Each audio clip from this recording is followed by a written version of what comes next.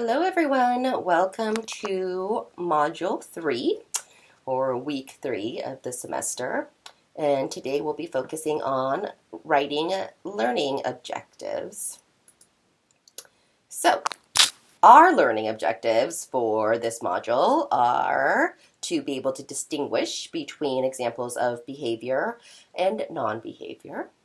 Second, to identify the components of a behavioral objective.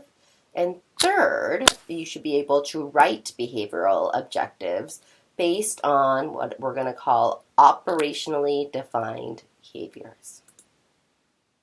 So before we can start writing objectives about behavior, we first need to have a common understanding of what is behavior. Now, behavior in applied behavior analysis is basically all around us. It's everything we do, right? So right now I'm engaging in a number of behaviors, right? I'm hopefully looking at you. I am speaking. I am making gestures. I'm sitting in a chair. These are all examples of behaviors. According to applied behavior analysis, for behaviors to be helpful to us, we must be able to describe behaviors in a way that is observable, right? Meaning I can see it, you can see it, right? And it needs to be quantifiable. So it needs to be something that we can count or measure. Because a big part of applied behavior analysis is wanting to change behavior. And the way we know if we have changed it is we compare, right? We measure it at one point. We do something to see if then the behavior changes. Okay? So when we make behavior observable and quantifiable, then that allows us to determine and explore the extent to which we are changing behavior. Okay? So again, a radical behaviorist like B.F. Skinner would argue everything is behavior, right? It includes activities that we engage in. It includes responses that we might engage in response to something that's happening to us. It's reactions, right, and actions. It's anything a person says or does, and anything that you can see or hear. Everything is behavior, and radical behaviorists believe that all behaviors are learned, right? Therefore, all behaviors can be unlearned. All right, so let's talk about this.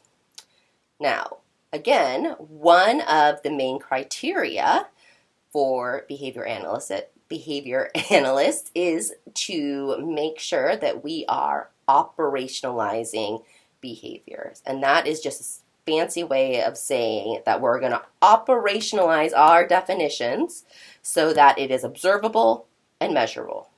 Okay? So let's look at example 1 here. These are two ways in which we're describing essentially the same behavior, right? But one of them is defined in a way that is observable and measurable. The other, not so much, all right? So example 1, which one of these is considered a behavior by a behavior analyst? So talking about a student and saying, oh, she's obstinate, right? Or talking about that student and saying, well, she did not complete her assignment. All right. My hope is that you said option B is a more concise description of the behavior, right? Completing her assignments is something that we can see. It's something that we can measure versus obstinate, right? Obstinate is a word that is hard to define. I'm not sure if I were to see something being obstinate, if that would be the same as someone else observing it. And the way it's written right now, I don't know if I can measure it. Right? So let's try example 2 here. He cried versus he was lonely. The option that is considered a stronger behavioral description is he cried. Right? Now, there's no doubt that he cried because of a reason, right? But behaviorists focus more on the outward expression of emotions as opposed to the internalizing, mentalizing emotions, because when it's internalized or mentalized, we cannot see it. And if we can't see it, we can't measure it. All right. So in this example, he cried would be considered a stronger behavior than saying he was lonely. Right?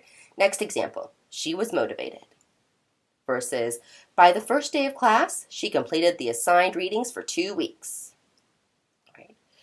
So I hope that you agree with me that option B is a stronger behavior. Right? I can actually measure how many readings this student completed. Right?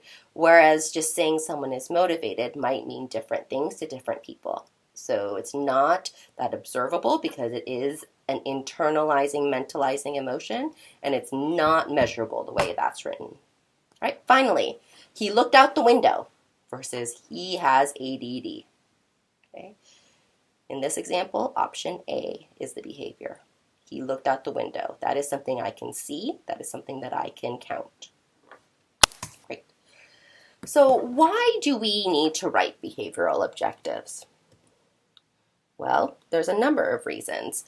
First, it puts us all on the same starting point in that we are all working together as a classroom team to help improve our students' behavior and reach educational goals.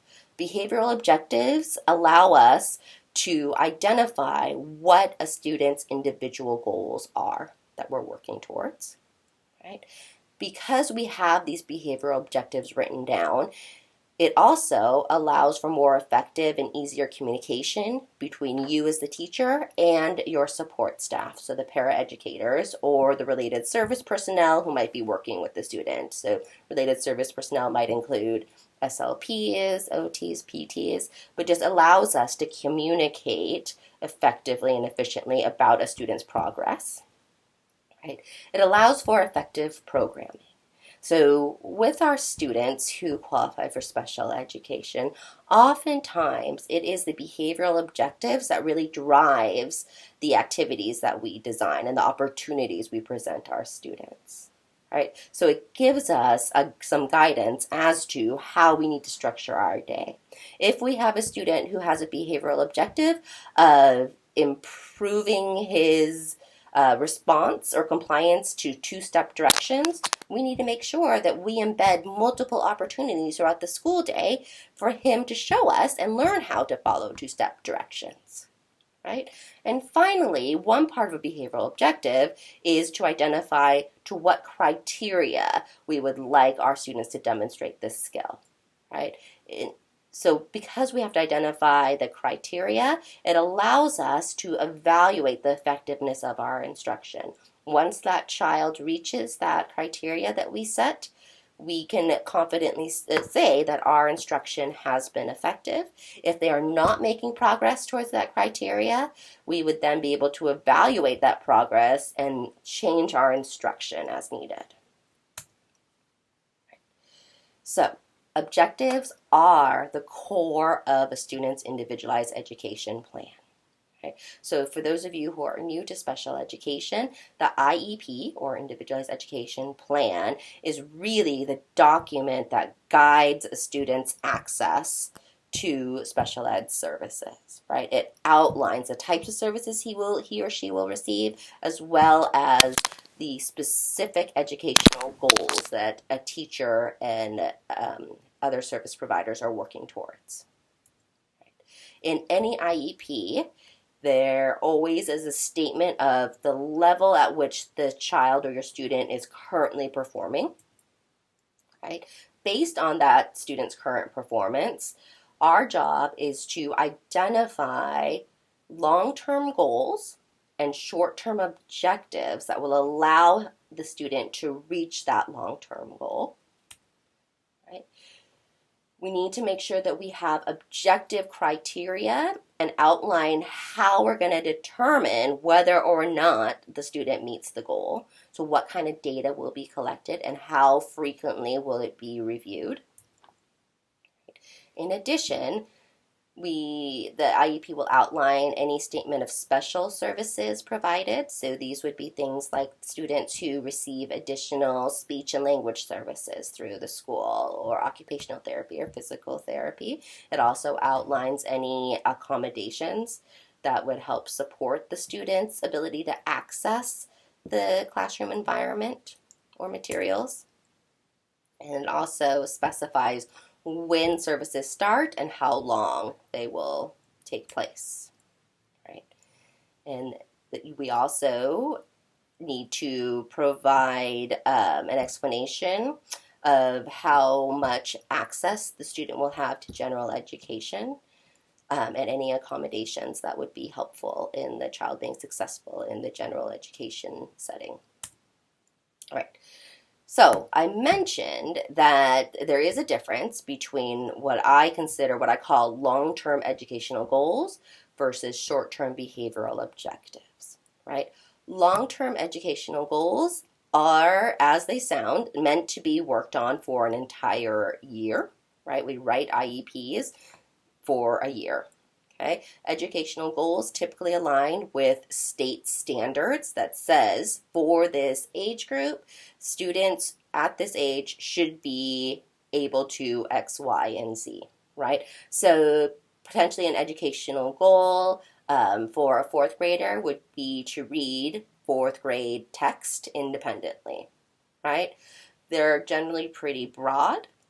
Behavioral objectives are where we kind of fine tune the steps we are going to take as educators to reach that goal. So how do we break down that larger goal into concrete, specific objectives that eventually lead up to that goal?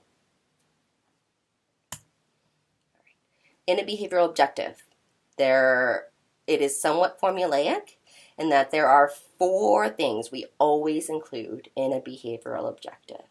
First, we need to identify the conditions in which the behavior should occur, right? So this could be a subject area. It could be around a particular group of people or during the time of day. But what is the context or conditions in which this behavior happens, right? Who is the person who is engaging in this behavior?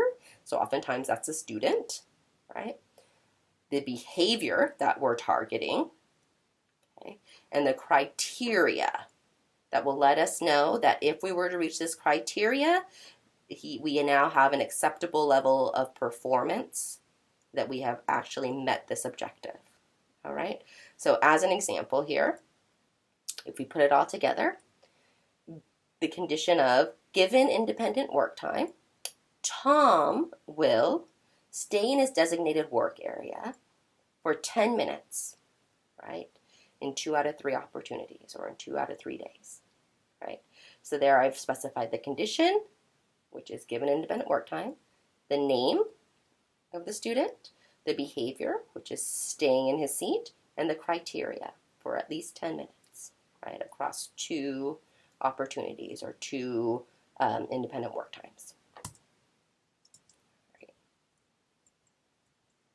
All right, so let's break this down a little bit more. So conditions. So this is setting the context in which the behavior will occur, right? So for those of you who took applied behavior analysis, we sometimes refer to this as the SD, the discriminative stimulus, or the antecedent stimuli. So what happens before the behavior, or what happens to set the occasion for that behavior, right? So antecedents oftentimes in classrooms can be instructions, right? When the teacher tells the class to, right, transition, student will, okay? It can be materials, right? When given a visual schedule, right? When given an alarm, right? It could be a setting, like during math class, during independent study time, right? During hallway transitions. It could be assistance, right? When given a prompt, the student will. Okay. These are all different types of conditions that you should think about when writing your behavioral objective, right? The name of the student should come relatively easily. Oftentimes we're writing learning objectives for a particular student, but sometimes we may write objectives for our whole class if we're all working together on something, right? So an individual student would be the student's name, or it could be a group of students or the whole class. The target behavior, again, is what behavior we are trying to change, trying to increase or trying to decrease. And for the behavior to be useful to us, we need to make sure that we've defined it and written it in a way that is observable so that I can see it, my paraeducators can see it, right? We want to make sure that it's measurable, right? It's something that we can count, okay? So that way we know if we're changing the behavior. And it needs to be something that's repeatable, right? It needs to be something that can occur several times throughout the day, all right? So an example of something that is not necessarily the strongest objective for an IEP would be something where the child only has one opportunity to do during the day. So let's say, for instance, the child takes the bus to school, but only takes it on Fridays, right? It would not be appropriate to write an objective about transitioning from the bus to the classroom if the child has limited opportunities to practice that behavior. So it is better for you to choose a behavior that the child has multiple opportunities to practice, right, and learn. All right, let's talk about criteria. Okay. The criteria will set the standard for what we think is a minimally acceptable performance. If we can teach the child to reach this criteria, right, it would actually be a meaningful difference and actually make a change in terms of the child's ability to access his curriculum or access the classroom, right? It also allows us to have a target from which we're going to evaluate the student progress, okay? Again, we only know if the behavior or it has actually changed, right? Or that our intervention and teaching is effective if we're able to measure the change in the behavior. Oftentimes, when we're thinking about criteria, it's a matter of the extent to which they've acquired this new skill. So, depending on the behavior, it might be accuracy, right? It could be if you are teaching a math skill and they're learning their times tables, right? So, their math facts. Your criteria might be that they will answer 90% of a math facts worksheet, of 90% of the problems on a math facts worksheet correctly, right? It could be the frequency and how often it happens. So let's say we have a behavior in which we're trying to increase the number of times a student greets his peers appropriately. We might set a acquisition criteria that they will greet at least 3 peers at the start of the day, right? It could be also that maybe we're not interested in the frequency of something, but how long they're able to do it, right? How long they're able to attend to an activity, right? If they're doing like a physical activity objective, maybe it's how long you can run for, okay? Latency is another dimension we might consider. Latency refers to the amount of time that elapses between the direction, right, or the antecedent and the start of the behavior. So oftentimes latency can become important if we want students to follow directions or respond within a certain amount of time, right? So maybe we have an example where the bell rings and it's the student's job to make sure they transition within a certain amount of time. So for that, a latency criteria might be appropriate. That once the bell rings, the student will begin packing up his materials within 5 seconds of the bell ringing. Right? That's an example of latency. And then mastery. Right? How many times does a student have to perform it before it's mastered? Right? Oftentimes we want to see repeated demonstrations of that behavior. That is not enough to just do it once. Right? Once is great.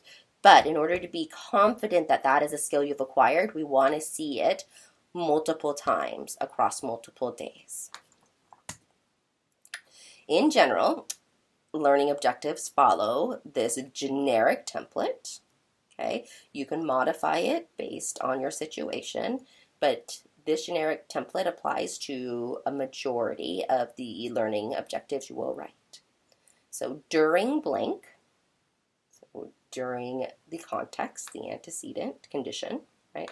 During blank, student will blank in blank, right? So during independent work time, all students will remain in their assigned seats for 90% of the work period. Right? So in this example, independent work time is the condition. Right? Students, so this is an objective for the entire class. So students are the learners here. The behavior is to remain in their seat. The criteria is 90% of the work period. Now I will add here that to make this an even stronger objective, let's add a mastery criterion, that they will remain in their assigned areas for 90% of the time for 3 consecutive work periods, right? All right, so again, operational definitions require that the target behavior in your objective is measurable and observable. Okay, you want to make sure it's clearly defined, right? So that will allow for multiple people to take data on that behavior. Right? You want to clearly define it and define it in a way that if I were to see it, someone else could see it, and we would agree that that behavior occurred. Right? And we want to make it as complete as possible, right? So let's identify limits of the behavior. So what counts, what doesn't. All right, folks. So that concludes our mini lecture for today. For the remaining asynchronous tasks that you should complete before our class meeting, I would like for you to read the writing objectives document that is on our Canvas site. That's a 3-page document that will also give you some helpful guidance about how to write learning objectives. You have 1 chapter that you are to read in your textbook, chapter 3. I want you to complete the reading and submit your discussion role based on your reading. And there is quiz number 3. All right. I will see you all on Thursday.